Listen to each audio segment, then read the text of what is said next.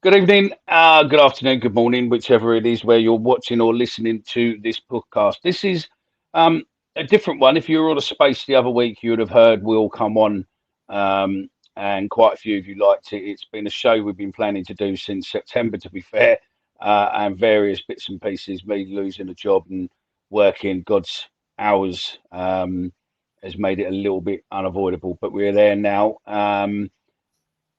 I think the easiest way to do it would be to say, welcome to the show, Will. I'm hoping this is going to be a very um, laid back chat and an interesting conversation. Probably will please a lot of people that I probably won't be saying that much, but you will. And then we'll go from there. So, yeah, if you can just tell us, um, obviously, your name and obviously that you're a Millwall fan, we know, but yeah, a little bit about yourself, Yeah, yeah. and then we can crack on. Yeah, thank you for having me on. Appreciate it. My name's Will. I've been a Millwall fan for the best part of 30 years now. Yeah, 36 now. So pretty much first season I remember was the Mick McCarthy season. I think the one we went down in, the one we were top at, was it top at Christmas and down at the end of the season. Yeah, yeah. So I've pretty much followed Millwall religiously since then. Long story why I got into Millwall, but I'm not from the area, but it's maybe for another day. But essentially, I've supported Millwall 30 years, season ticket throughout the years. Most recently, not had a season ticket because I've got a young family, but my dad still goes, and I still try and go as much as I can. Reached out to you to come on here purely because, one, to talk about injuries, because that's kind of my background in terms of what I do.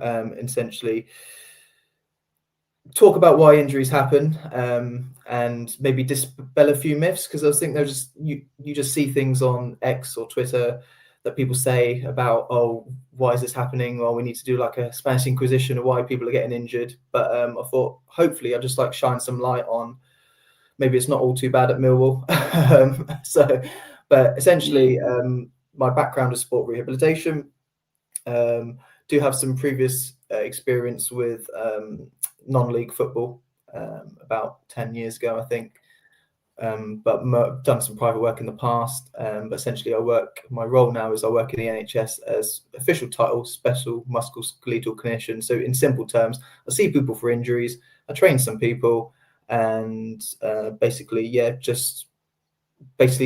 see it's more the before, as I said previously, a bit more sporty population, but now I'm just anyone can come in really in the NHS. So do I need to call you doctor, or do I? Am I No, don't okay? need to Is call it? anything like Are that. you that educated now that you're now a mister, or where are we No, on it? just call me Just Will. Will. Yeah, just Will is fine. I'm nothing special. Don't worry. Let's jump straight in, like you raised with a few of the comments what are on social media and whatnot. Is the Mill medical team must be rubbish, or the pitches must be absolutely dog shit, or they're being worked too hard on training. We'll start with those three for now, and Yeah. then obviously there are more, but we'll start with those. So, yeah, your thoughts on those three um, questions will get thrown around social media pretty much daily when we get Yeah. another injury.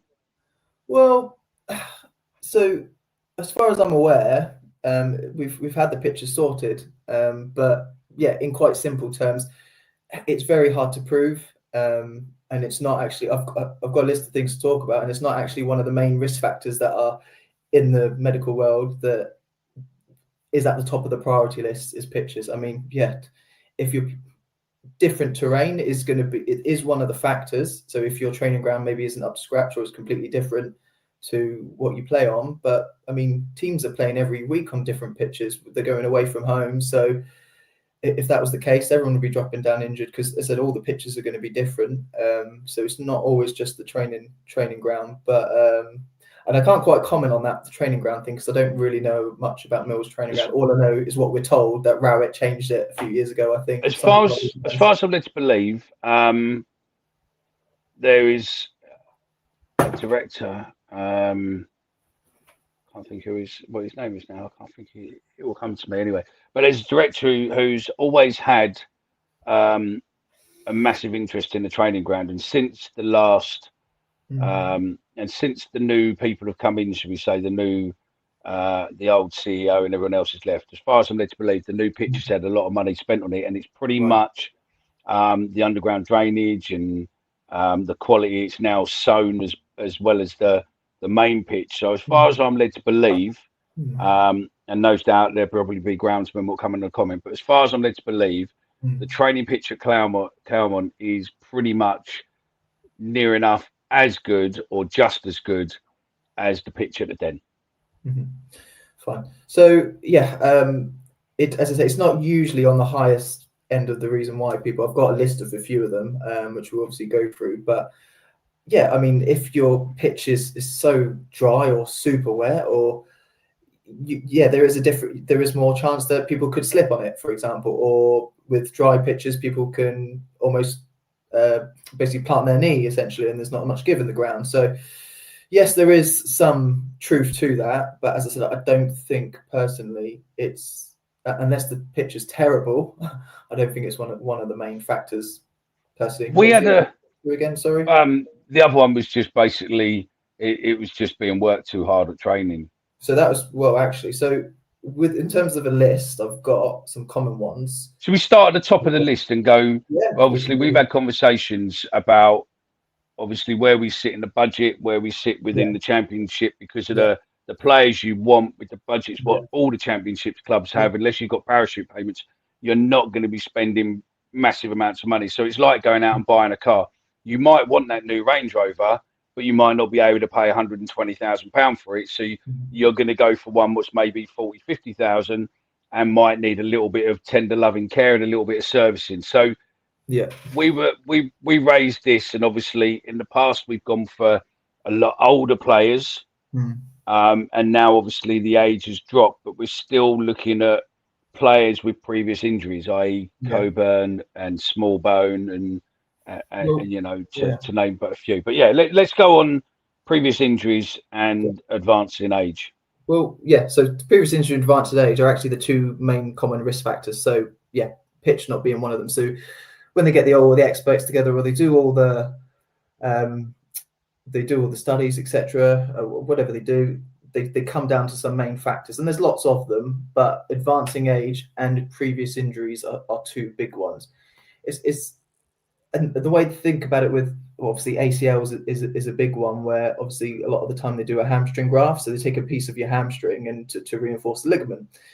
So what's commonly known is that chances are, if you have an ACL, you might have, it's likelihood that at some point you're going to have a hamstring tear when you get back. No matter how much you rehab it, you can get some players that do really, really well afterwards, but your risk of injury just goes greater.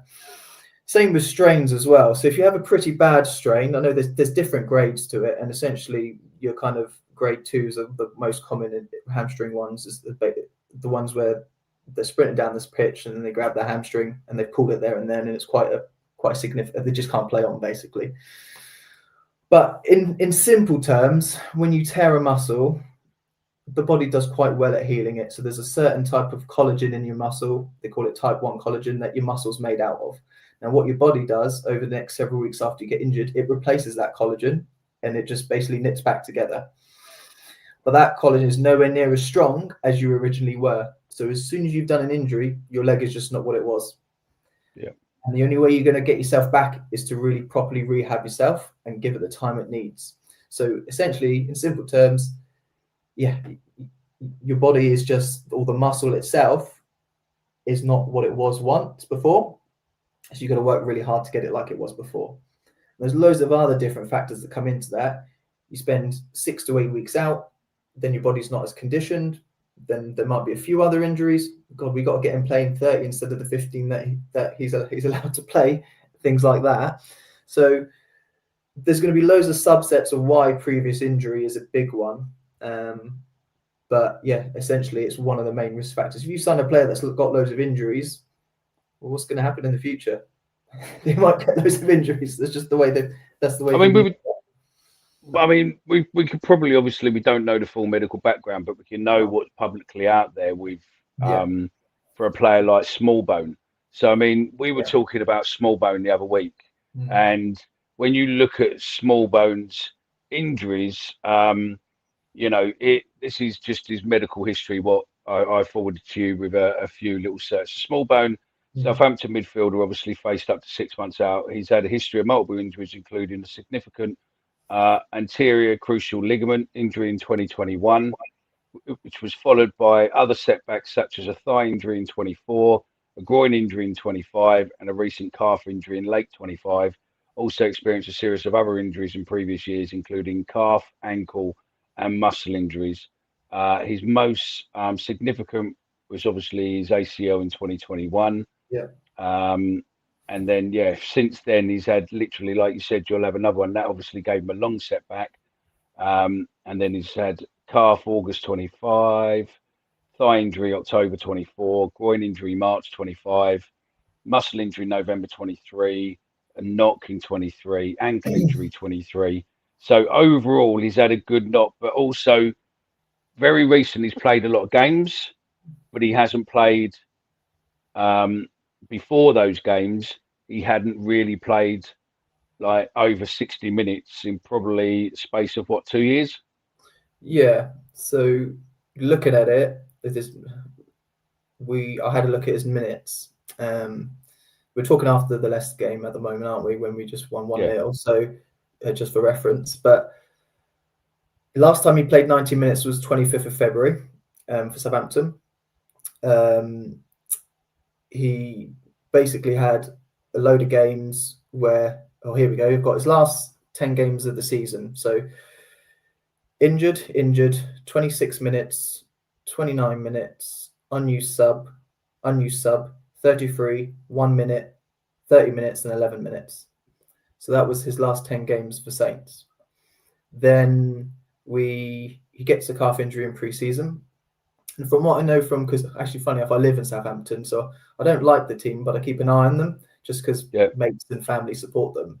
I think he was also frozen out a bit, and there's a few other players that have been frozen out. So whether or not he's done his calf training with the team or they've just literally exiled him as a player and he's just been playing with the 21s or whatever, but we just know he came to us on deconditioned, didn't he?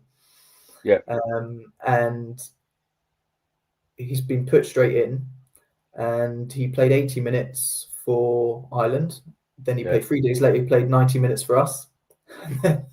So this is a guy, last 10 games of the season, the most he played was 33 minutes, and he's gone and played 80 and 90. But yeah, so sometimes for medical teams or managers, when the injury happens, they look at it retrospectively and go, okay, maybe he wasn't ready. But it's only until the injury happens that you kind of learn the lesson, so to speak. Think, okay, maybe he can't cope. Maybe we need to be a bit more graded with him. But quite interesting. Yeah, go on. Sorry. Do players, because this is a debate I've had with the podcast lads, because we do it as individuals. I just wonder, unless you're having the scans where you can tell, where there's no room for faking it, do players want that buzz of playing and being in the team, especially if it's starting to become successful, where they'd sit you and say, no, I've got no niggles, I'm fine. No, it's fine. It's fine. It's fine. Yeah, well, there might be an element of that, but with these hamstring issues or these muscle tears, you don't get any prior warning, really. You might get a bit of stiffness or tightness, but they just happen like that. And it's almost like the straw that broke the camel's back. You saw Smallbone when he did it. I think it was against Stoke, wasn't it? Yeah. Yeah. He wasn't sprinting, was he? So no, he weren't running fast. He was jogging. So it's probably all the build-up of the minutes that he's been playing. And it was just for that, whatever reason on that run, it wasn't because he did that run. Just my personal opinion, I believe it's because he's been trying to get himself back fit. He's been put into the team. He's probably been come back from the plane from international duty, and he's just played 90 minutes against QPR, and then 3 days later he's playing against Stoke on Tuesday night. So yeah, in that, sometimes players you just don't get prior warning, and he maybe wouldn't have known. And I think I did notice it the other day. I can't remember what game it was, but I'm sure it was when Alex and Neil will do this to some of the players on the pitch. Are you okay? How's it going? Like he'll talk to Lenny quite a lot, because we know Lenny's tried to manage his minutes over the years. he's obviously going to say, yeah, I'm fine. He's going to. So I think there's truth in what you're saying, is that if players are feeling a little bit more fatigued, but they're really on it and they really want to play and they just want to be on the team sheet and they know, oh, I don't want to show any weakness. I think there is an element there that, yeah, with increasing fatigue and people that maybe not as quite as fit over the 90 minutes, they might just go, yeah, I'm fine. So yeah, I mean, Doughty, that does happen a lot. I mean, Doughty's probably another one who obviously a lot of fans took the mickey out of his weight to a level on social media and stuff. But again, that probably doesn't really help with coming back from an injury, because he had quite a serious injury as well. Coming back from an injury where you're still carrying a little bit more weight than what you should. Yeah, I think his was a hamstring. Was it end of the season at Luton? Yeah, and then he's just done his hamstring again. So, and as far as I'm aware, I don't know what happened with Sturge, but we struggled to sign him. He took ages, and then Joe Bryan got a niggle at the start of the season. So in an ideal world, Doughty probably wouldn't have played, and probably Alex Neil probably knew he was taking the risk there. And exactly the same thing happened as with Smallbone. He's towards the end of the season at Luton, he didn't play a lot of minutes. He was coming on the back of an injury. He wasn't fit for one reason or the other.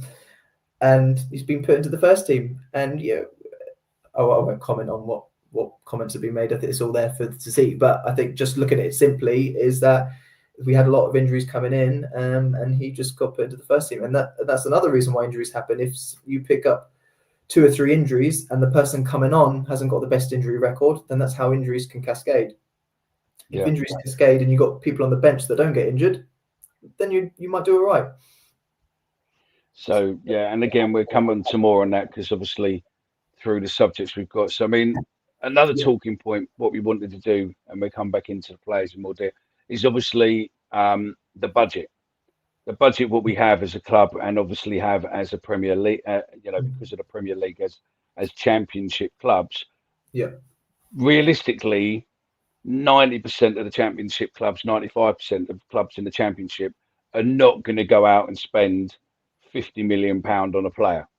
We're probably going to spend maybe 5 to 10 million, maybe 15 if they've got a bit more money, but no one's really going to buy a Premiership ready player, even if he is available, because they don't have that money. Now, obviously, with paying less money, they come with risks, whether or not it's old, whether or not they've not played, etc. I mean, how much does that affect, particularly the Championship? Because let's be honest, Millwall injuries isn't just Millwall.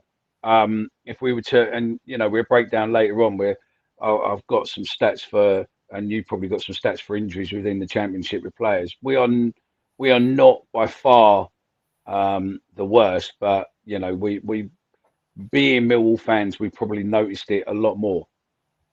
Yeah. I think we do tend to hyper focus on our team a lot. And as you said, we can touch on it later because there are a few teams in our league that are really struggling at the moment. But going on to what you're saying in terms of budget, I think notoriously as a club, we've always been someone that's taken a chance on people. Just a few that just really spring to my mind as well. Just one is Mason Bennett. I remember someone like him who came with not a great track record. But coming on to more recent times, I've actually got a list of all the players we signed, or a lot of majority of the players that we signed. I think either some last season, but mostly in January. But our model now is to sign young players essentially from different leagues, or take a chance like European leagues essentially a lot of the time, or take a chance on younger players essentially, and get the odd, like unfortunately with Luongo, get the odd deal on an experienced player. But looking at the list, well, I'll explain what I mean when I say it in terms of championship experience. So essentially, if you pay money, you'll get a championship proven player. We've sold SA Fleming Tanganga for good money recently. those 3 players were ever present, essentially. We can touch on Tanganga because I know he had his injury worries, but they all played a decent amount of games. So the risk is you've got to replace those 3 players that, I mean, they didn't miss a lot of games between them. I know Fleming did have the odd injury, but he played quite a lot of games for us over 2 seasons. So looking at Lovelace, Baker, Cundall, Tanganga, Coburn, Nedgley, Sturge, Connolly, Scanlon, Langstaff, Bangora, Williams, Kramer, Ivanovic, and I've said Scanlon already. Looking at all of them, I ticked Cundall as the only one who had recent championship experience of all those players, which was quite interesting. You've got a long list of all those players, and Cundall, and actually we signed him half a season. I don't think he'd played for Wolves. I think he was just sat in their academy or reserves, or whatever it was. Yeah, I think you're right. Yeah. Of all those players, not one of them had previous continued championship experience. But I'll touch on it. So Langstaff had played a lot of games, but at a different level.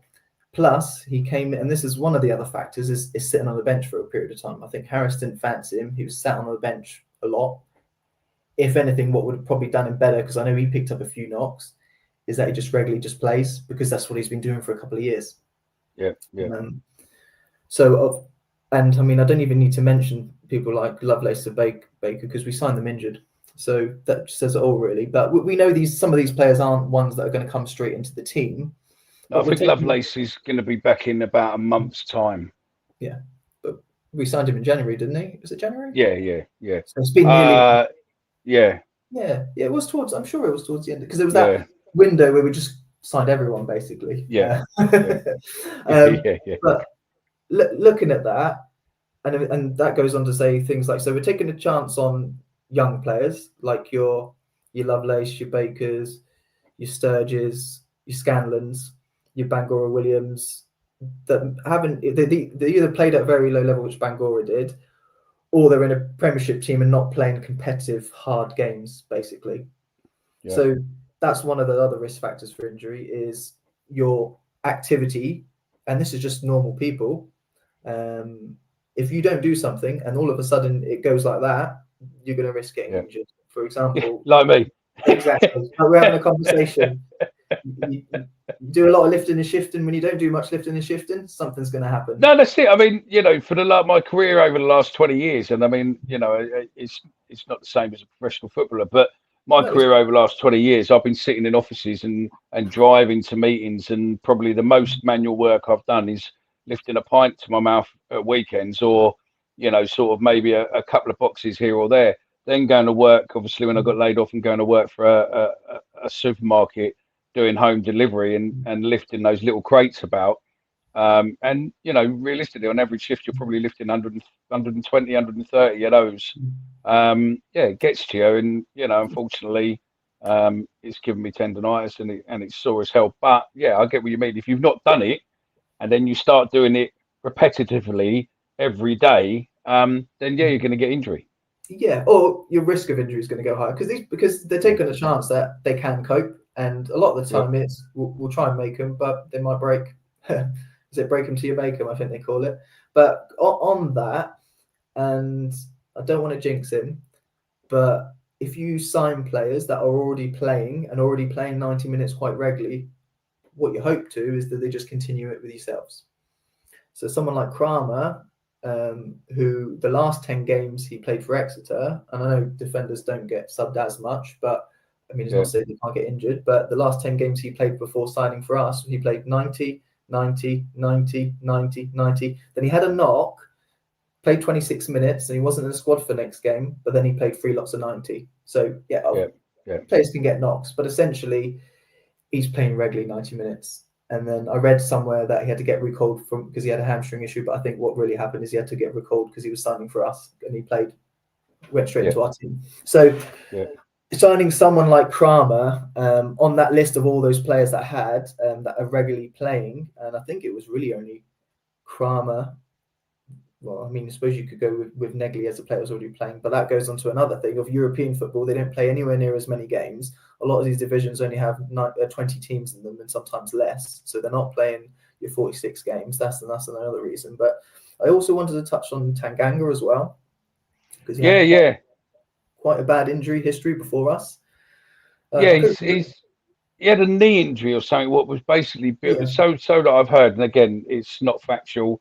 And the reason I'm saying it is that I'm not a doctor. I I don't have privileged inside information. I just have sources. But allegedly, he had a knee injury, and he was failed 3 Premier teams before us picked it up, and obviously had concerns with it.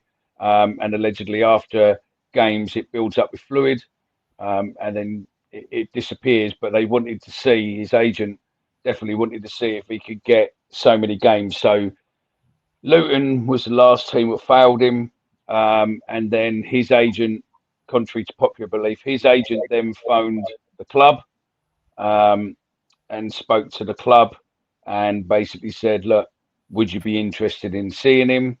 And he come for a trial, and then obviously the club managed to get a deal together to get him in. Because a lot of people will tell you that Aldo done it because he knew him, or Edwards did it and all that. No, his agent phoned the club as a last resort and used us as a stepping ground to try and get him back into the spotlight and show that he can play game after game without a risk. Yeah. So whatever his knee injury, I don't know the specifics on it, but I know if you had a previous knee surgery, that the chances are there might be issue with the cartilage or some of the joint space might be compromised. There's lots of different things basically that can happen after surgery, but yes, players might need to manage it. My personal opinion on him is that because he was so class, yeah, okay, he had the odd game where he wasn't that great. I think he was playing at 80% for us, and he wasn't training from what I understand, from what I've heard, he wasn't training every single session. So if his knee was a bit horrible, that he wouldn't train. I think that as well. Because he was played at such a high level before, and I've seen videos of him, he's lost quite a few yards at pace because you watch him against Sterling on YouTube. he was rapid. Yeah, he wasn't slow for us, but at 25 when he joined us, he wasn't anywhere near as quick. But I honestly think the reason why he got through games is a lot of the time he didn't need to play at 100%. And yeah, okay, he did get roughed up by a few players now and again. But I think that's probably why he could play at the level. And now, I mean, it's only been a few games, so you don't really know what's going to happen. The championship can change in 10 games, but he's playing at right back now. Whereas at centre back, you're not dealing with those pacey wingers as much, and you're able to be like a Cooper, for example. He does get exposed now and again, but you're able to protect yourself a bit more as a centre back. Whereas for Tottenham, he was playing as almost like the right of a three at the back. Yeah. So that's my personal opinion. Why Tanganga probably got some good longevity with us is that I think he just changed his game a bit and played 4-4-2 essentially. But with him as well, sometimes when you take chances on players like Tanganga or Coburn, the risk is, yes, they can keep getting injured, or sometimes these people do have an almost a 2 or 3 season where they just don't know what's happened. They just seem to be able to keep injury free.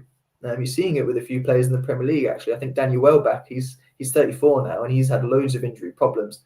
For whatever reason now, he's managing his body, and now he can seem to score a lot more at 34, and he's playing week in, week out. So, yeah, for some of these people that the Mill will take a risk on, what we're hoping is, yes, they might pick up injuries, but Coburn, he might get a few more injuries this season, but you never know. Maybe because he's so young, in 2-3 seasons, he might just have a block of 2 or 3 seasons where he just plays really well and doesn't get injured. No, I get that. So, I mean, another point was on your list, but we sat there where we can move into. We can come back to bits and pieces, but I think it would just flow in and talk about, obviously, how to manage a player injury, where we've gone through, obviously, whether or not they're playing, and then obviously the budget, what we can afford and what we can get, is the risk and managing their time is obviously a nice headache, but also potentially a very painful headache for a manager when we're in the position where we are now. We're third in the league. He obviously wants to make a run to try and keep there or try and get into the top 2. But with players what are coming back and players what are potentially had not, it's going to be very hard to manage everyone's time. As in, for us as fans, if a player's only comes on for 30 minutes, we're thinking, Why aren't you bringing him on like RBW, etc.? We're like, why aren't you bringing him on now? That's the player we want. But realistically, sometimes they don't bring these players on because we don't know the risk associated with them coming on a on a game with players what potentially will go in hard, or a game where we need a little bit more pace, etc. These are all factors what could affect the potential of a player gaining an injury or not. Yeah, definitely. So I'll touch a bit on the sports science element of it, but that's not my background. But essentially, what the sports science team will know is, and the physios and the fitness team will know how many minutes this player can play, or in training, how many high intensity runs his hamstring can cope with. So say you're getting someone on the back of an injury, right? He's done so many X meter amount of sprints, and he can probably do 10 of these. Then probably over a 10-minute period, he's probably going to do this amount. That information the manager will know, but sometimes they might have to stretch that player a little bit. I think we saw it last year when we were 0-0 with Middlesbrough, and they brought Negli and Aziz on, and I think Alex Neil said something along the lines of he knew he was taking a risk, and he'll take responsibility for that. I think he said something along the lines of they could only get 15, but he needed 30 out of them.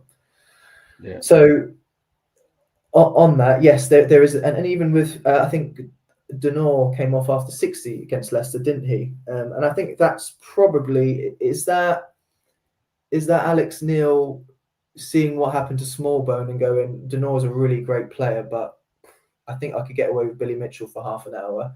I just don't want to get Denor injured again. Or is it him going, Denor was one of my players and he's not a lone player. I want to protect him a bit more. Because I'm not saying this is going to go through, but with a lone player, are you going to take a little bit more risk with a lone player and go, yeah, just play him every match? He's not actually our player. So, yeah, there's going to be an element of he knows what the players can take, but is he going to squeeze a little bit more out of them? So, yeah, there's going to be a lot of things we don't know that are happening essentially behind closed doors, and what minutes the players can take. I mean, going back to obviously your time, I know it's a while back, but in non-league, Yeah. I take it nowadays with all the technology you have, and obviously you hear lots of managers or players talking about the red zone and the green zone and everything else with players. So I suppose how much now are teams on that level? As in, you know, you, for instance, you're working at Millwall, you're one of their sports doctors there, and you're monitoring the stats, and you see that, I don't know, Smallbone or someone is coming into the red zone. How soon is it when they enter that red zone? Is it instant that you have to get them off, or does it take a couple of minutes? Can they have 10 minutes in the red zone, or can they literally, realistically, if they hit that red zone, that's really time you need to get them off because the risk goes up the risk? It's not something I've been exposed to, I'll be honest. But from what I understand of it, it's essentially they're probably playing at their maximum in terms of their heart rate, and they're fatiguing essentially. But one of the main risk factors of injury is being pushed to your limit essentially, and fatiguing and staying at that fatigue element. So basically, with these red zones, I'm going to assume it basically means your body is working at maximum, and if you're working at maximum at 55 minutes, the chances are they're going to wonder why. But then to that, there might be a lot of other reasons why someone might be working at maximum. So they might have a newborn baby at home, so they're feeling a bit more tired. They might be building their fitness up. Might have an argument with the missus. Do you know what I mean? There's going to be a lot of things that people are going to fatigue easier around. But yeah, a lot of the time is either they're not fit or they're doing a bit more running than usual. But yeah, I'm going to be honest, I don't know the answer to that. But what it tends to be, if someone is working at capacity, I think what they tend to do is look at trends. Is someone working too hard compared to what they're usually doing? Or are they just working as hard as usual? Because people will have different heart rates as well. So people might have a higher or a lower heart rate. They've just got to compare it to the data to what they used to. So a lot of the time, they might ask players if they are in a higher zone than usual. Well, are you feeling okay? What's going on? Like, feeling fatigued, etc. But yeah, don't know. I don't think the managers would be doing that as well, because I think they can override things like that. I would assume they might get told the information that this player's a bit more tired, but I think Alex Neil's a bit more old school. He's asking players on the pitch how they're feeling. Do you know what I mean? So, Yeah, he does do that a lot, doesn't he? You know, like, how you feeling? Are you okay? Especially with like people like with Ryan Leonard, is that you need to make sure that he isn't a player that you can be yeah, playing every game. And if you do, you won't be playing him every game for long, because then he could be out for 2 months, 3 months. yeah, Um, and you don't really want to be missing a player like Leonard at the moment. He's a lot slower, and I get that from previous seasons, but he still does give you 110%, and yeah, he will get that ball when you need him to. yeah. No, I think he's a really good example of a player that he's obviously very, very important for us, and maybe he's not doing the runs that Sturge would do on the left hand side, and Yeah, hopefully that's I think I distinctly remember when Alex Neil came in that Leonard was doing these new runs I hadn't seen him do before, and I'm sure he was doing them against Dagenham and Redbridge, and then he did them against Cardiff, and then he's pulled his calf. But yeah, he's a good example of in terms of either managing minutes or managing high intensity runs, that we need his defensive qualities really more than his attacking qualities. Yeah. Yes, he does come up with the odd assist, but yeah, I wouldn't mind betting he's someone that they try and manage in terms of a high intensity run perspective or even a minute perspective. But yeah, I mean, just going on to obviously another point was obviously the myth that it's always us, but I mean, something was just popped into my head. What I'd ask: how much does it affect a player playing out of their chosen position? Like, for instance, Femi now is playing in his chosen position, which is the right wing, and he's a lot better for it. But obviously, players with injury, how does that affect players for, like you raised earlier about, left back or the right back and stuff, and playing, with Tango going where he is, it's going to be a little bit more putting stress on him. I mean, how much of that does, especially with ours, where we've had players playing in positions what isn't necessarily their chosen position, but it's what was needed to be able to get us through this beginning part of the season. well, yeah, and it really depends on the player really, and the type of the roles of the type of roles that requires that. So, for example, I mean, similar type thing, like Coburn was playing on his own up front, essentially. He wasn't playing as a two like he was last season. Now he's doing all the donkey work. He's doing lots of running, and he's running a lot. So you could say he's playing in a different role or different position than last season because he's playing on his own up front rather than in a two. So that has a big impact. So he's had a good preseason with us. He's got some games towards the end of the season, but his role's changed. And he's picked the thigh muscle injury. Now, I'm in no way, shape, or form putting it down to that, but there are factors such as Lenny being pushed to right back from centre mid. Chances are he probably can't play in centre mid anymore because he can't do those runs. So I think a lot of it comes down to the player profile and what their background is and whether they can cope with the different position. But yeah, if you essentially put a defender into midfield, it's a different role. So that is definitely a factor at play. But yeah, as I said, additionally, I think a big one is just essentially how much more running do they have to do in that job, and is it something that the body can cope with? Because we saw with Kramer, he obviously could cope at right back, had no issues, did he? He was fine. So we know his. I don't jinx him again, but his body can seem to cope with different roles. It's just either his body composition or just ability just to play 90 minutes. He's never had a serious injury before. He just has that ability to do it. So he's obviously interchangeable. Whereas, yeah, for some players, that might not be the case because of previous injuries, how long they played at that position for. Lots of different factors, really. So one of the other myths out there is it's always us. But obviously it's got, I mean, Norwich and Southampton, big ones. Yeah, have they're a big got one. a few bad injuries. And I know that there was a couple there that you wanted to talk about. I mean, your thoughts on them? Yeah, so I think judging all the factors that we've talked about in terms of we do sign a lot more injury-prone players. We do take a chance on players. I think there is some truth in it. It is always us, but it's not us because we're doing something wrong within the club. If you pick, like for example, we used Smallbone earlier. Our medical team never had him before, so he's been getting all these injuries elsewhere. So we can't pin it all on the medical team. If this is essentially what I'm trying to say. But as I say, you get 2 injuries in a game, and then there's this big reaction on Twitter and X, and actually sometimes it's a bit more deeper than that. But just for example, just using a team, just use them as an example, Norwich. I haven't looked at every team in the Championship, but I just did a bit of digging. But they've already had an ACL this season. So one of their striker, I think his name is Shernack, he's had an ACL issue. They've got a player plays at the back, Shane Duffy, the big fellow. I think he's in his 30s. He's not played all season because of an injury. Yeah. And in the same game, about 6 weeks ago, I think it was, I think it's their top signing called Kvistgarden and Chrisine. Yeah. One had a knee injury, one had a hamstring, both in the same game, both ruled 6 to 8 weeks out. So it's quite rife in teams, and yes, some will have more than others.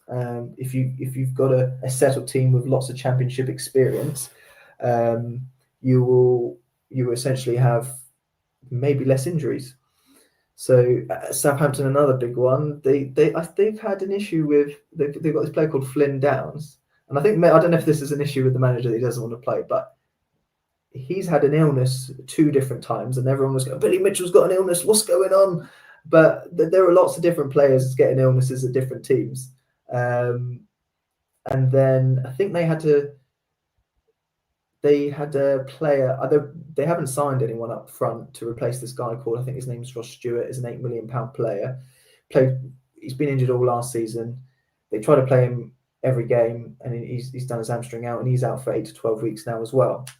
So one of their best players is gone. So there are lots of other teams losing top strikers essentially in their team. So we're not the only ones that. I mean, I think Derby's got its issues. Right. Preston's had a bit of issues. I think there's been a few. I mean, I've got a stat. I'll look at it in a bit of all the injuries out within other teams and stuff. So yeah. I mean, the other question what just jumped in there is that obviously there's been a hell of a lot of ACL injuries this year in women's football as well. Is that because the intensity has stepped up in women's football? So again, they're doing slightly different to what they were doing, and that's pretty much what the training side of it stepped up. Like you said, if you're not doing things and then you suddenly start doing things, you're going to get more injuries. Possibly, yeah. So they might be, the women's game has got a little bit more prominent, and there might be a bit more money in the game. So they're probably, yeah. They might be. I don't follow the women's game, but they might be getting better, and they might be intense. But one of the key things with women, what they think is that the ligament laxity, so the body composition of women, is a bit different to males. So they are more susceptible to getting ligament injuries anyway. So it is so females just generally, they're a bit more bendy, they're a bit more stretchy than men, and they are just more susceptible to getting ligament injuries. That is what's kind of known. So that's one of the reasons. The other things that get bandied about with women's football is maybe the strength and condition element. Do they have the strength and conditioning programs? Now, a really, really good strength and condition program is not going to stop you getting an injury. If you're not used to playing 90 minutes and you haven't played it for a long time and you do it lots, but you've got a great strength and conditioning program, that won't stop you getting injured. You still need to manage your minutes. You still need to gradually build into things. And obviously we know with the rigors of football, there's going to be a lot of pressure to make sure you finish that 90 minutes. It's not always going to be, you can play 75, you can play 60, but in the women's game, yeah, from what I've heard and what I've read in the past, that maybe the strength and condition or the physio input isn't as strong as what the men's game is, and that might be just down to the monetary side of things. But yeah, I think a lot of it with females, as I said, comes down to just how they're built naturally, and they're more susceptible to ligament injuries. So over the last two 2 seasons, maybe so. We've gone through obviously a lot of managers, a lot of different backroom teams. Yeah. We know obviously Gary Rowett's backroom team. There was a few issues with. I'm not going to mention the name, but with their guy, a lot of players didn't like what he did, and some players decided to go out and get private, etc. Yeah. How does different management styles and as in if we look at Alex Neil is high intensity to the end. You run until the 100th minute instead of the 90th minute, etc. And it is quite fast paced. How does the different managers' tactics and way they want to play add to the risk factor of players getting injuries? Massively, massively. So, and that comes down to, again, high intensity running. How much high intensity running? Are you a team that hold the ball more and actually aren't chasing the game down, and do you get 90% of possession every game? Or are you like Ivanovic, Kundal, Aziz and Ballo running around like blue-ass flies and playing to the 99th minute and still sprinting like your life depends on it? He's obviously instilled that into the team. And yeah, I don't know the stats, but it would be interesting to know basically over the past few games with the high intensity running that you're doing, how it compares to previous managers. Obviously, we know with Rowett, I think we still defend quite well under Alex Neil, but it was really defensive under Rowett, like proper like 5 at the back, low block stuff. You still are running quite a lot, but as I say, Neil really likes to press high up the pitch and try and win the ball back, at least in their final third. Obviously, we saw it with Aziz with the penalty. He worked quite hard to get that ball off the who was playing on the left. I think that comes down to how fit the manager wants them, how much he wants the high press. You can't play like that unless you train like that. Bielsa was quite famous for it under Leeds, and he would basically break you until he made you. He would just get them running and running so fit, and I think they were just notoriously for being the fittest team, and they were just fitter than anyone else, and that's how they got promoted. The problem is when you go to the Premier League, everyone's fit. But if you're the fittest team in the Championship, you stand a good chance. But yeah, there is some truth to that. I think Neil's got them really, really fit, it seems, and they're probably working really hard in training.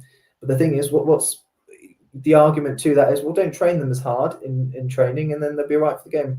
Well, don't train them as hard, they won't be as fit. So it's a balancing act, isn't it? So if you don't train them as hard, we might be sitting in mid-table with a few less injuries. But you get a team like Sheffield Wednesday, who actually got a very small team, but I don't think they're getting a lot of injuries. But they just can't be bothered? Are they a team that are just, they're not playing as intense because of all the things that are going on? So they're probably not going to work as hard and do those high intensity runs as much. A bit like when we played against Coventry. I wouldn't say you give up when you're 4-0 down, but you're not going to be pressing as high and intense, are you? So if you're almost losing a lot of games, then you're not going to be working as hard as intense. If you're where we are now, you're defending Leeds, you're working hard, you're going to be pressing high, you're going to be running really, really hard. So yeah, I said, in short answer, yes, I think the way Alex Neil wants to play could potentially risk, but there is benefits to that. Yeah, we're third in the table. How does our reputation add to the risk factor? Yeah, this was another one. I think if you just and I don't know if this is a Mill thing, if it's a hyper-focused thing, but I think teams kind of try and rough us up, essentially. We're quite notorious, especially under Harris, but just generally Millwallness, our identity. Identity is we're going to rough them up, we'll play them at home, we'll kick them off the pitch, we'll get a 1-0 win. That's notoriously what we're known as. And it was quite funny, wasn't it, at the start of the season where we were losing every good game at home, and people saying, "Oh yeah, tough place to come." We're like, it's bloody not anymore. It's not. It's easy. Come and get 3 points. It's easy. But yeah, I think notoriously, and this is just me looking at it, I think teams are a bit more physical with us and they try and match us. I think mentioned it. What with the Sims of Coburn, I think we see people are all over him. They're manhandling him all the time. They're trying to throw him to the ground. The same happens with Cooper. That every time he goes up for a corner, he's getting wrestled to the ground, and that's just probably happening all over the pitch all the time. Is that people are just, I think at the den, and it's true. I think if you're going to try and win the game at our place, you need to be physical. You need to get in our face, and you just need to rough us up a bit. I think that's one of the things that teams need to do. And if they don't do that, the chances are they probably won't get a result. So obviously we'll come back to where we started with particular injuries. So for instance, like Doughty, there was a hamstring and we were told 6 weeks. Realistically, how long a recovery is that for him to be back to match fitness? Because 6 weeks is probably the time scale for him to be back on grass. And then 2-3 weeks on top of that for him to get fully up to being able to play 90 minutes? Or is it longer? It depends on the player. It really does, because you can get players that spend a lot of time out and they could just come in and play 90 minutes and you don't know how they do it. And obviously with his role. So in terms of, is it a centre back? Chances are centre back can come back and he can manage his running really. It depends what injury it is, but to take 6 weeks, for example, there's going to be an element of that you just can't get on the grass whatsoever. And then it also comes down to a number of things, such as is it just the 6 weeks, or was the person not fit before they had the injury? So it's very hard to give a definitive answer. The only thing that you do is you just grade them back gently into training at a certain percentage, and what they'll probably do before they get integrated with the team is do smaller or lower intensity running and just build it up. And actually there is no perfect way of doing it. You've just got to gradually do it. There is no, this is the exact science of how you grade someone back in. It is just how much intensity or high intensity running can the hamstring cope with at that moment and build it back in. But it's really difficult to give you a really definitive answer on that. I think we're seeing it now with Denor, that spent 6 weeks out with his calf or whatever it was. He's about 2 or 3 weeks in, isn't he, or something like that, and he's still having his minutes managed. So there's still, I think, getting back when you're into games, I think it takes a good 4 to 6 weeks to really get back to full fitness, like in the swing of things. I think we even saw Aziz flagging a tiny bit against Leicester. He is getting fitter, but I think a lot of it comes down to the player, what their previous fitness is usually like. Because I think I remember watching Aziz. I don't know if his first start was against West Brom. At 60, he was done. He was done. I saw him jogging back, and it was quite funny in my mind. I was thinking, "God, they've got to take him off in a minute." Like he's just let their winger completely go, and then within a second, Neil took him off, so you could obviously see it. So basically, once you're back on the grass, in terms of as in back in the team, it takes several weeks. I'll say number of weeks. But then in an ideal world, you'll be doing 25 minutes, 30 minutes, 45 minutes. That's an ideal world. Doughty, if Millwall keep playing like we are, he's not going to get on, is he? So it's going to take him even longer, isn't it? So there's I so get that. So many factors. I mean, obviously, Lungo, with his age, with the rumor that it's potentially an ACL, that's probably his football career done now, isn't it?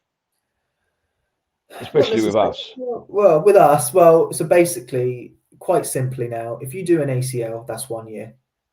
So previously, they were getting people back at anywhere between 6 to 9 months. But what we found over the years, if you delay it by every month, your reduce for getting another ACL reduces dramatically. So what they tend to say to you is you're probably best off having a year. However, if they feel right at 9 to 10 months, they do sometimes come back. But that's so even 9 months time, it's the end of the season, so it's not even worth it. But in terms of his time with us, probably over.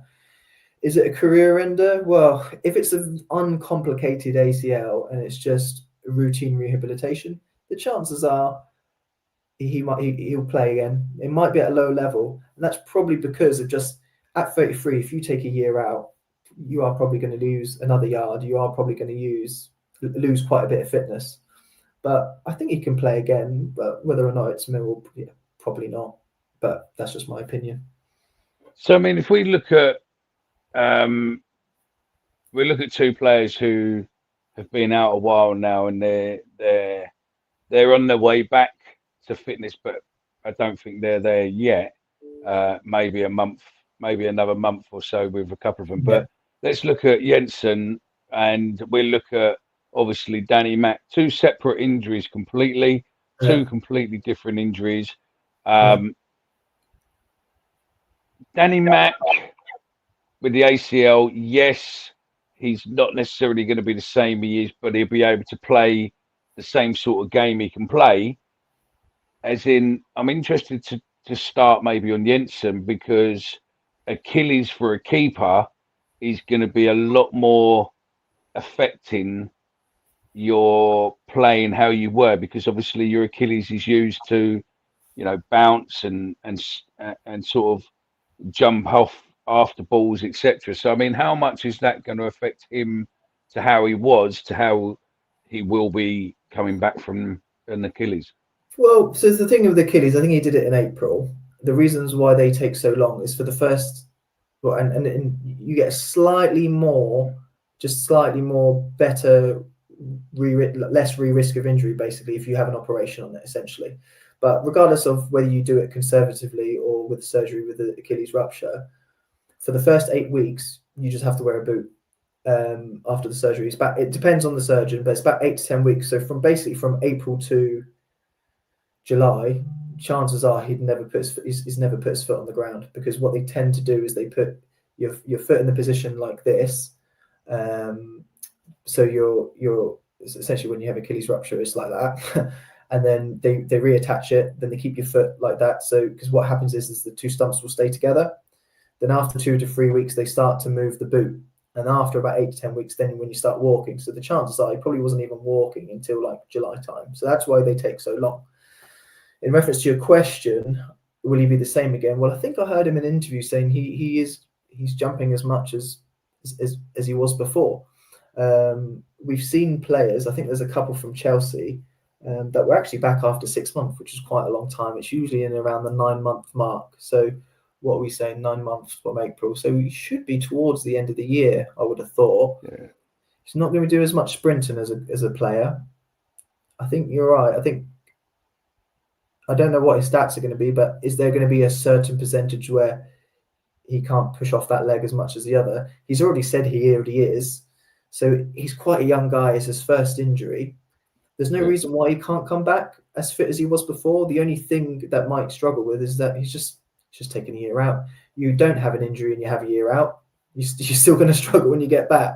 So I think that's the only issue that he's probably going to have. From what he says, he seems quite confident. And as I said, there's a couple of Chelsea players that got it at the same time, and I'm sure it was Hudson-Odoi and Loftus-Cheek, but I could be wrong. But as I said, they were back within six months, and they were playing really well. So I think you can get back quite well from Achilles injuries. The only thing is, it would be psychological. Psychological might be an element of it. Yeah.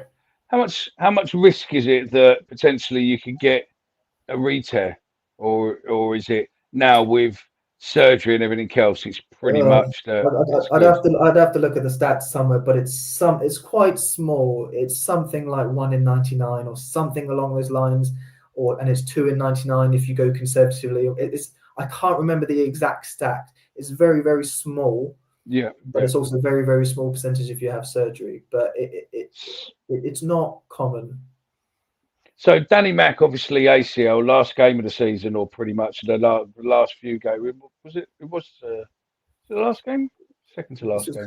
Cardiff, he did it, wasn't it? In February. Yeah, was it Cardiff? Yeah. He did it, and then Leonard came up as well at the same time, or something like that. Yeah, it did. Yeah. And obviously, not great for him, because obviously he was coming on to the end of his contract, and massive respects to the club for obviously taking that worry away from him, giving him a contract to obviously get him through the injury and then being able to assess him properly once he comes back. But again, it's like what you were saying a little bit earlier on. The players need to be coming into match experience and match games to be able to start getting their fitness up to the pro level where they need. Currently, with the players and that what we've got at the moment, Danny Mack's going to find it hard to get back in the team and gain those minutes, isn't he? To be able to fuel his recovery to get himself back up to fitness. Yeah, and was it an ACL? Definitely, has that been confirmed? Because I couldn't find that anywhere on Danny Mack's knee. But I've been told he's had operations on his knee. yeah, I mean, he's got a big scar on his knee. So, as people I've spoken to and whatnot said ACL, whether or not it is. So the only thing I'll say on that, I've seen the picture of the scar on his knee, and it's down the centre. Yeah. Sometimes you can have ACL scars like that, but usually they're more indicative of patellar tendon ruptures. Right. But what's the difference? So let's just say okay there. So what's the difference between the ACL and obviously the injury what you just said there? It's a bit like people who don't know. Well, it's a bit like so you've got the top of your knee here, the femur, the tibia there. The ACL obviously just sits in between and holds those bones together. And essentially, if you rupture that, you're going to have a bit more laxity as such. And yeah, it's holding it's basically stability of the knee. Now, patellar tendon rupture, obviously on your kneecap itself, it basically works.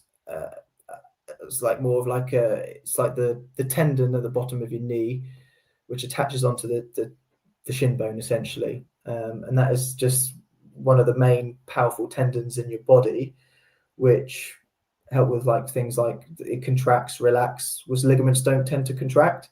So sometimes with footballers, you can get a patella rupture where a bit like the Achilles, it just ruptures essentially, and they've got to knit that back together and reattach it. So tendon and ligament basically is the main difference, but essentially the rehab is pretty similar. That they are probably going to be anywhere between 9 to 12 months. But yeah, it's one of those age things that if you have they're both quite serious. The only issues with that tendon it's used a lot for kicking as well, like because we contract the quadriceps kicking balls and things like that. So it's really difficult to say how these people recover from it, because you don't know what kind of secondary complications they might have had. There's a few players that sometimes get infections and things like that, which sometimes can make things a bit worse. But yeah, I mean the recovery period is going to be the same. Which hopefully we're seeing back, but at the moment the team's doing well. It's hard to see him, getting in the team to be able to get the minutes. Hopefully he does, but again, it's the same with Lovelace, maybe a little bit more because obviously Coburn's out. Hopefully Langstaff gets a bit more time, because I think the problem you've got is, do you want to play and risk the Serb every game running around intensity, or do you want to start looking at rotation? And if they do look at rotation, then potentially if Lovelace is coming back in a month or so, it might be able to be easier to look at 3 of them rotating, or potentially playing 2 up front rather than maybe the Serb doing all the running around. Yeah, and that just is a really good example of what can cascade.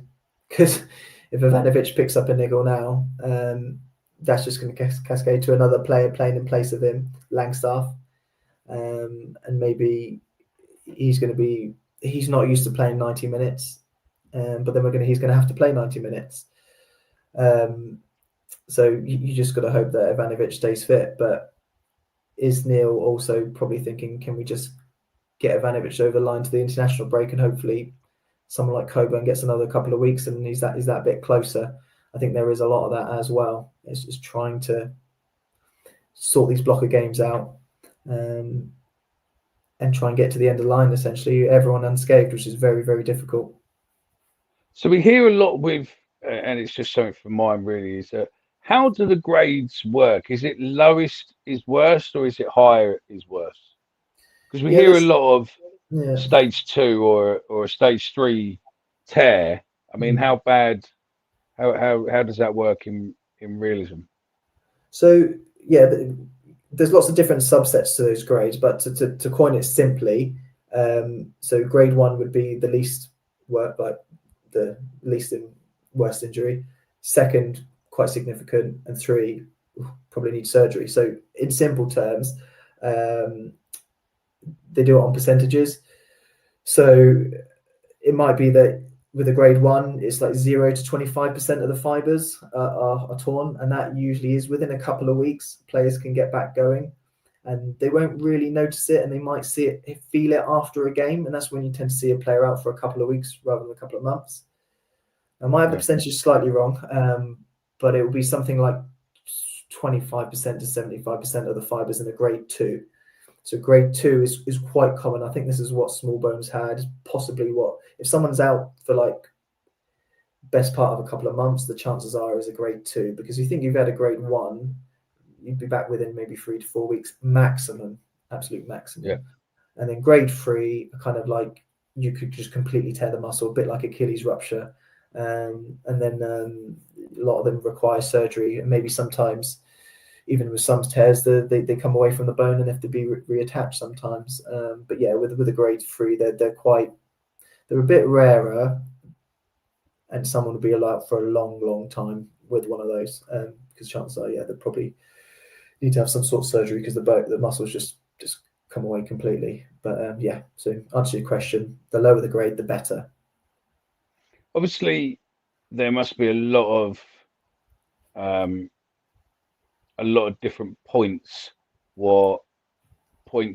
being able to manage and control, the risk of injury and all that. So how much does diet, strengthening, conditioning, the lifestyle affect the potential of injury? Yeah, it's quite a big one, and it's, as I said, you've got previous injury and age at the top, and you've got all those little extras at the bottom. So we know that things like fatigue and getting the right sleep and getting the right nutrition are big things. Quite interestingly, like I mentioned, having a robust strength and condition plan, actually, funny enough, isn't on there. I think it's a good thing to have.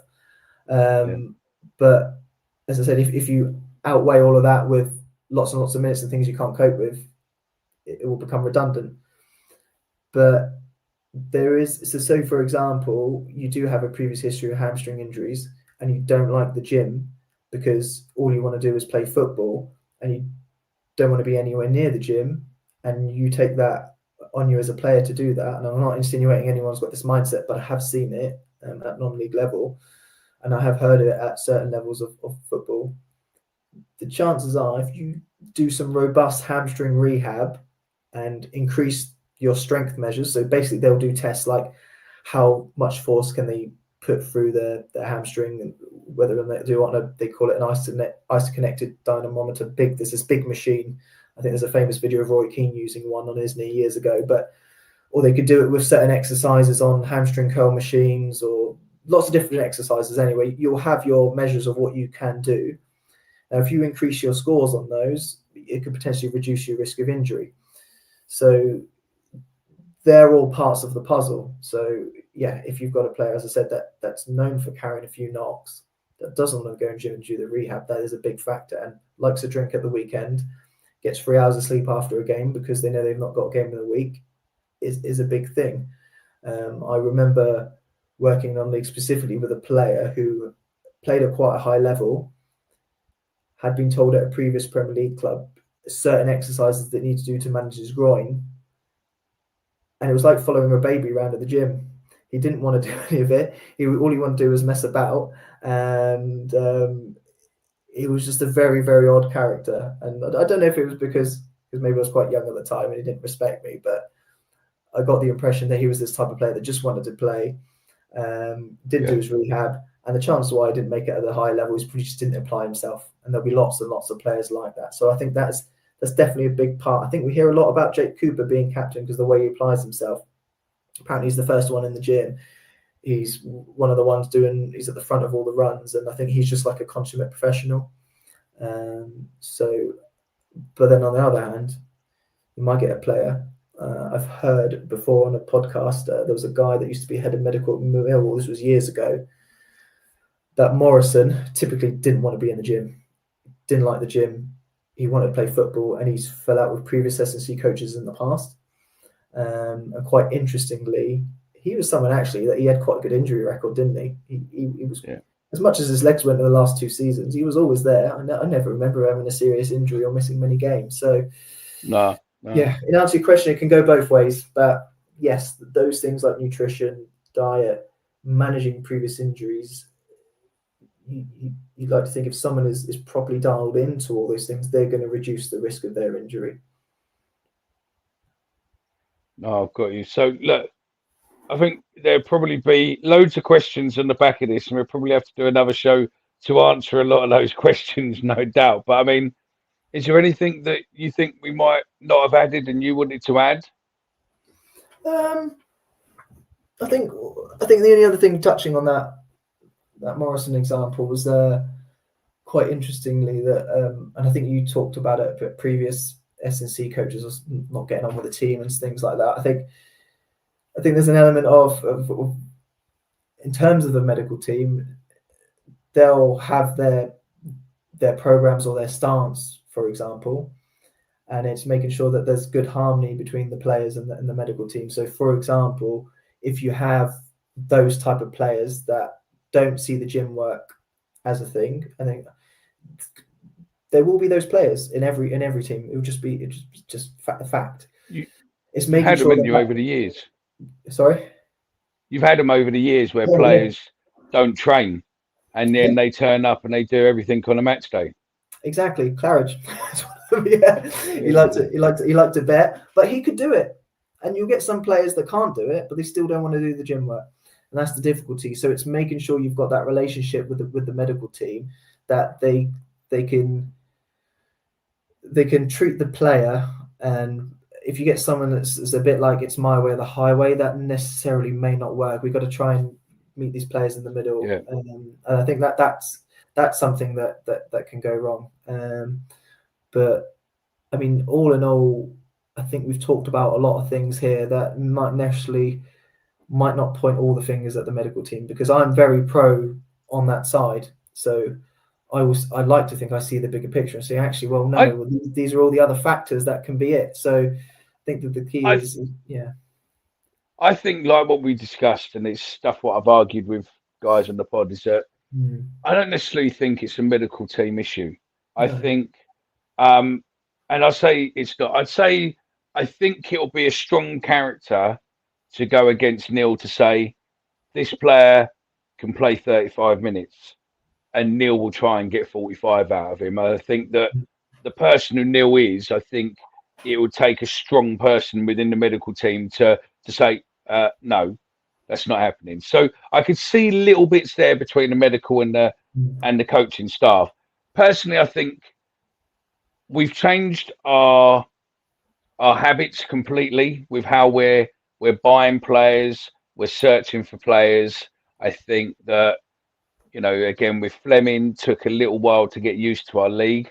I think the problem is because of the Premier League thinking money grows on trees, and it's no issues at all with spending, 150 million pound on a player. The problem is what happens then is that if you've got a young player, you look at SA, rumours are SA went for 17 million pound. In a real world, is SA worth 17 million pound? I suppose he's only worth what someone wants to pay for him. And you look at Tango going, rumour for 7 to 9 million. Again, is he worth that when he had a release clause of $1.5 million or so for a Premier League? You sort of like some of the Millwalls pulled Sheffield United's trousers down here, and they've got a touch. But I think the problem you have as a whole within the Championship, you're buying players who are either untried and tested, or they've been injured and they're on their way back. And you've got to balance that with the money you're paying. Like people saying about Coburn, 5-6 million pounds.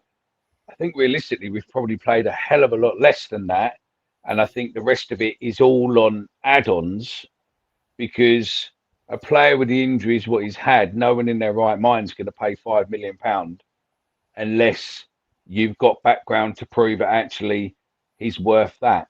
So I think as a whole, I think the way the Premier League has ruined the rest of the leagues, that a player you're buying is damaged goods to a level.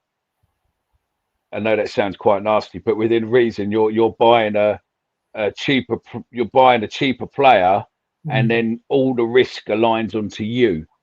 As in, you've got to manage him, you've got to look after him, you've got to make sure he's doing everything right to be able to go forward. You look at Doughty. Doughty come in with a lot of injury. He was carrying a bit of body weight, and that's down to them then to make sure that he sticks to a program.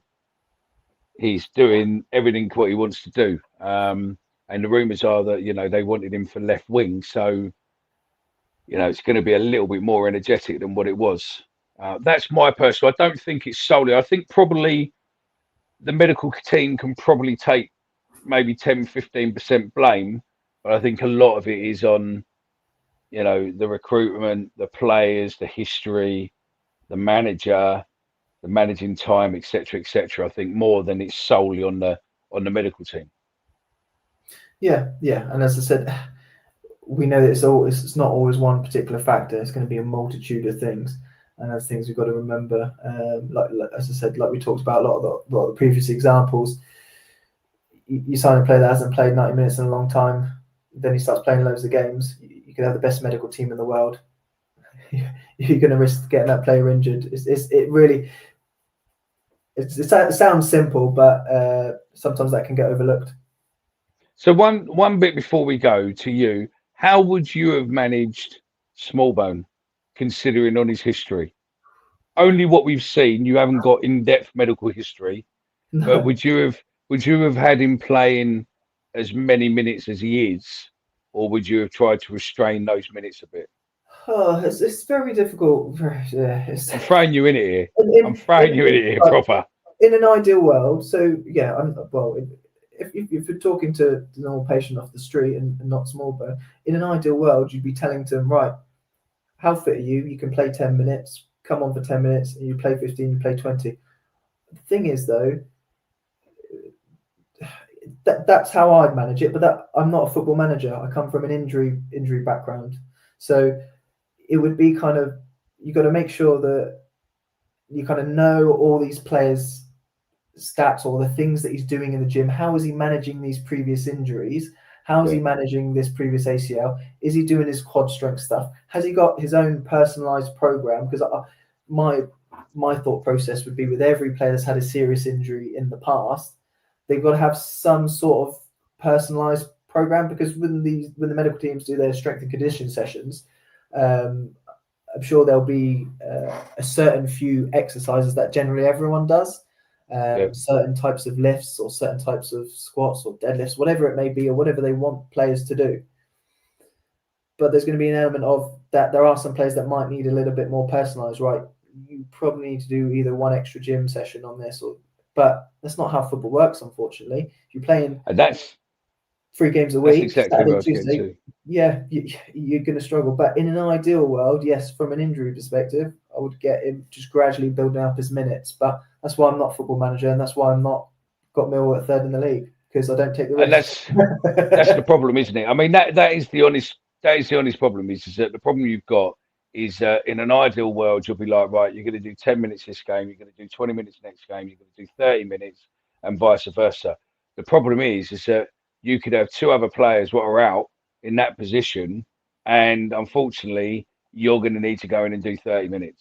There is no ifs or buts. I haven't got anyone to be able to play the whole 90 minutes. I need you to do that, and then I can get him in there, or I can get him to come up and cover you.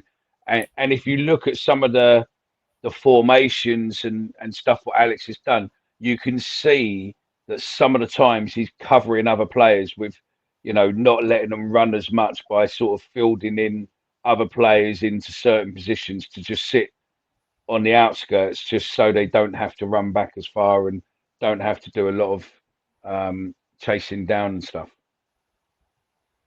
So it's good management from Alex Neil, to be fair. Well, yeah, I only liken it to what happened at the weekend. He mentioned something. I think he said something in his interview that maybe he is taking a few risks with some of the players, and we know with Alex Neil he does take risks more than some of the other managers that we've had in the past. And actually, someone who's less experienced at this level, Will Steele for Southampton, they have this Brazilian player. I can't remember his name, Licencio or something like that. He scored a goal.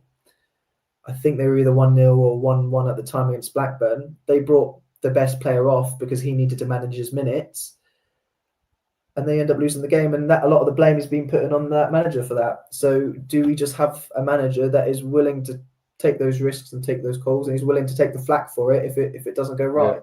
So I think that is another element of it, that he's very experienced, obviously, at what he does. He's got Sunderland and Norwich promoted before, so I do think with football is that taking risks does sometimes pay off. Listen, whatever's happening at the moment, regardless of the injuries, regardless of, managing players' minutes or whatever, personally, I'd say carry on doing what you're doing. We're third in the league. And there's a lot of similarities. There was a hell of a lot of homegrown youth. There was a Scottish manager in charge, and there was a determination and a willingness to just run through walls. And, if we can get a strike partnership to suddenly work, there's even more similarities between now and obviously '88 when we did get promotion. And it'll be times like this where, could it happen when they're not necessarily trying for it to happen, and they just let it happen. So yeah. Look, Will, hour and 20 minutes into this. I think it's been very informative. I think we probably will get a lot of questions on the back of this, and maybe we look to get you on one of the live shows, maybe, or get you on another show, and you can answer some of the questions where people are going. But I think realistically, there's a lot of different factors involved in football, ranging from the player, his own personality, his own mentality, what the manager wants, the state of the pitch, the state of the game and what they're playing. Is it intense, etc.? There's multiple facets what go on within football, what all contribute in one way or another to the risk factor of a player being injured or not. It's not something as purely as the state of the pitch or it's a shit medical team. There's probably 20 different things, and if any of those start adding together, then potentially the risk of a player getting injured suddenly increases and increases. But no, I think it's been a very informative show. Is there any final words you want? No, I think thank you very much for having me on. I hope you never hear from me again and we never get another injury. Basically, that would be an ideal world. That everyone's fit and there's got no issues, but that's just part of football. That chances it will happen. But it's going on a football perspective. Obviously, we're riding a wave at the moment, aren't we? We're on the crest of a wave, and I feel like from a football perspective, I just hope we can carry it on, because I haven't had this feeling about the team since the season that we had McGee and Claridge and Dublin and all that season essentially. Got some good feelings, but it's early on the season. So, but yeah, really appreciate having me on. I really enjoy the show as well. I really enjoy watching it. Follow every live. Follow every match.